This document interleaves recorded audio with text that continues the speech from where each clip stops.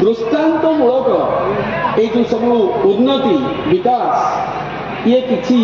वर्षर धरती प्रतीय होती जे जो परिवर्तन धारा आसूची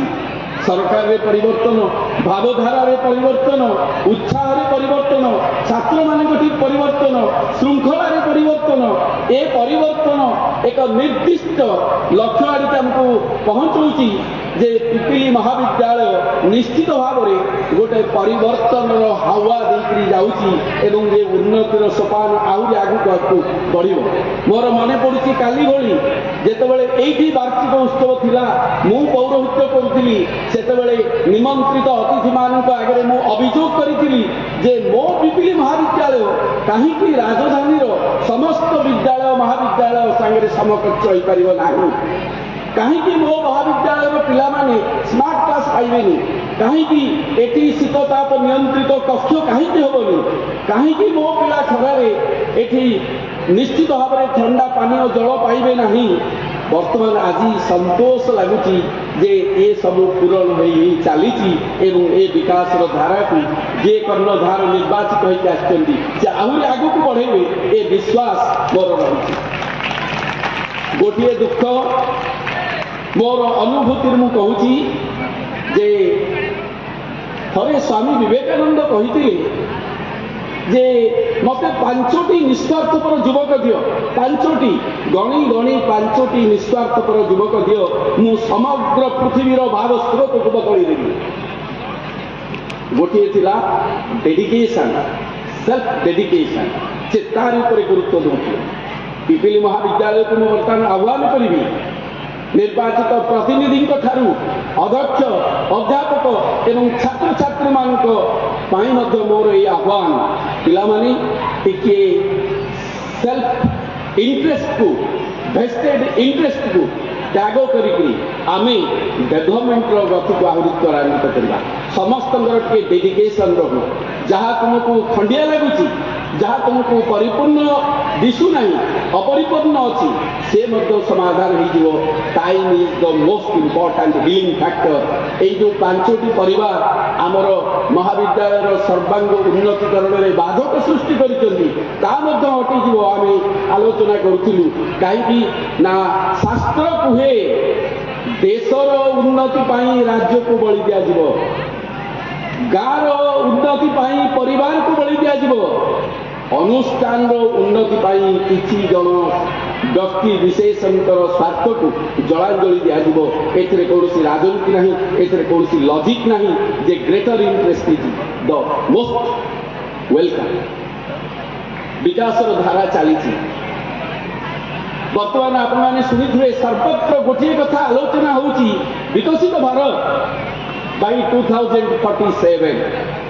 2047 लक्ष्य 25 वर्षर रोड मैप ठीक से ही राज्य में एक परिवर्तन धारा विकसित ओडिशा 1936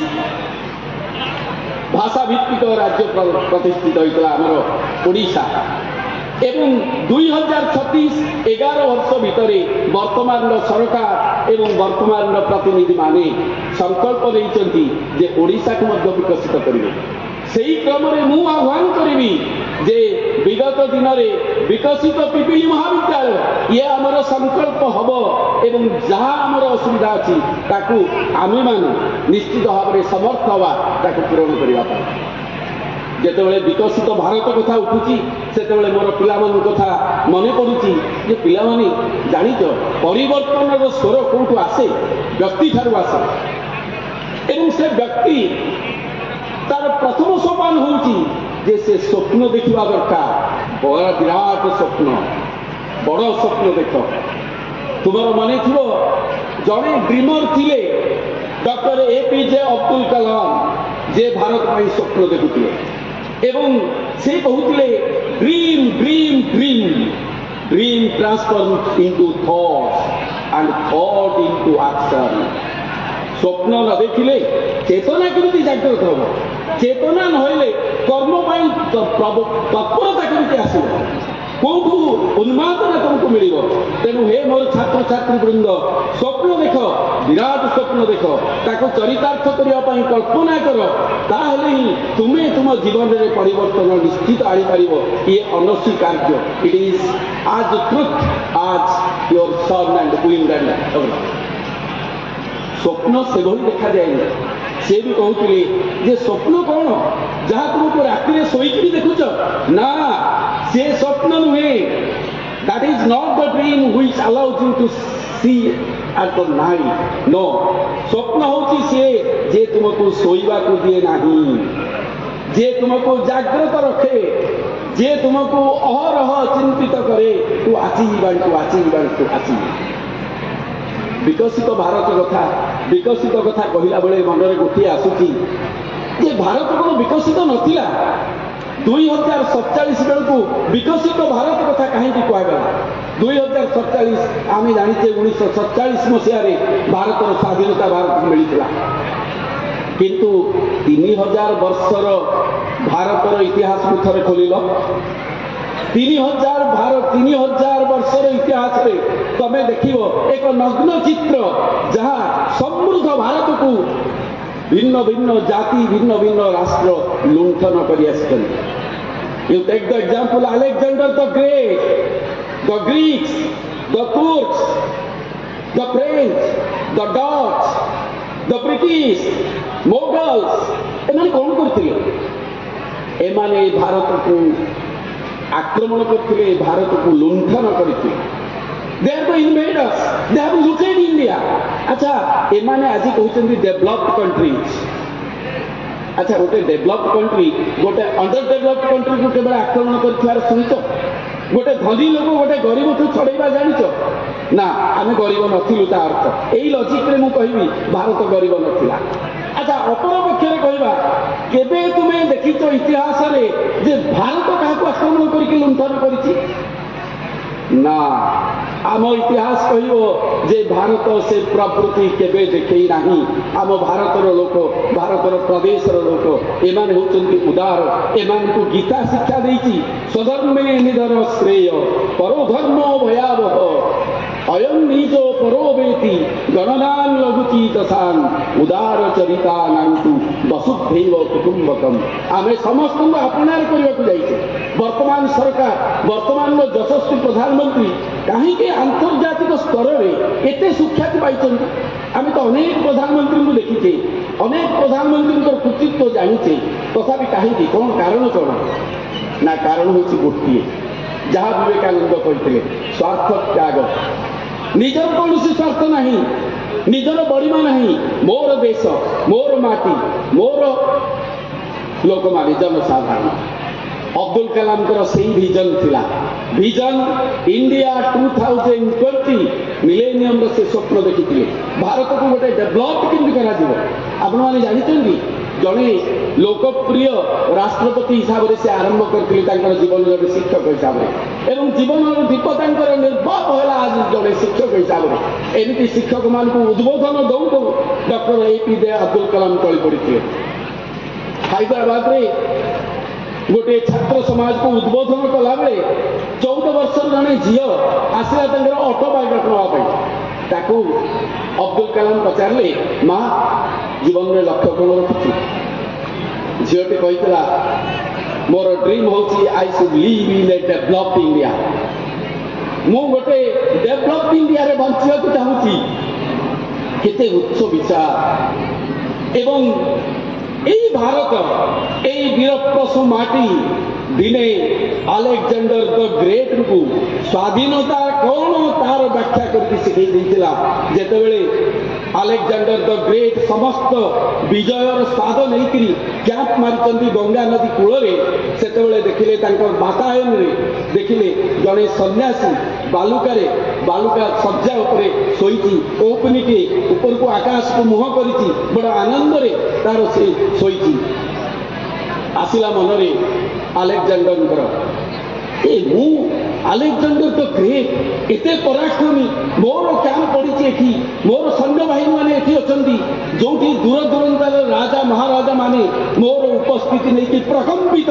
भय थरुचे କରିଛନ୍ତି ଏଠି ଗୋଟେ ନେକେଡ ଫକୀରଟେ ଇଏ ଏଠି ନିଜ ଇଚ୍ଛା ଅନୁସାରେ ଅଙ୍ଗଭଙ୍ଗୀ କରିକି ବଡ଼ ନିର୍ଭୀକ ଭାବରେ ଶୋଇଛି। ଇଏ ଗୋଟେ ଧୃତ, ଇଏ ଗୋଟେ ଦୃଷ୍ଟ। ସୈନ୍ୟବାହିନୀକୁ ଦେଲେ ଆଦେଶ ଦେଲେ, ଯାଅ ସେଟାକୁ ଧରିକି ନେଇ ଆସ। ସୈନ୍ୟବାହିନୀ ଗଲେ, ଦେଖିଲେ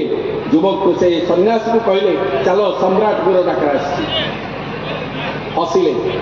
ସମ୍ରାଟ? ଆଉ ଜଣେ କିଏ ସମ୍ରାଟ ଅଛନ୍ତି? ମୁଁ ଜଣେ ସମ୍ରାଟ ମୁଁ ଜାଣେ, ଦ୍ୱିତୀୟ ସମ୍ରାଟ ମୋ ପାଇଁ କେହି ନାହାନ୍ତି। କିଏ ସେ ତମ ସମ୍ରାଟ? ନା ଆଲେକ୍ଜାଣ୍ଡର ଦ ଗ୍ରେଟ୍। ଜାଣିନାହ? ନା, ଜାଣିବାର ମୋର କୌଣସି ଅବକାଶ ନାହିଁ,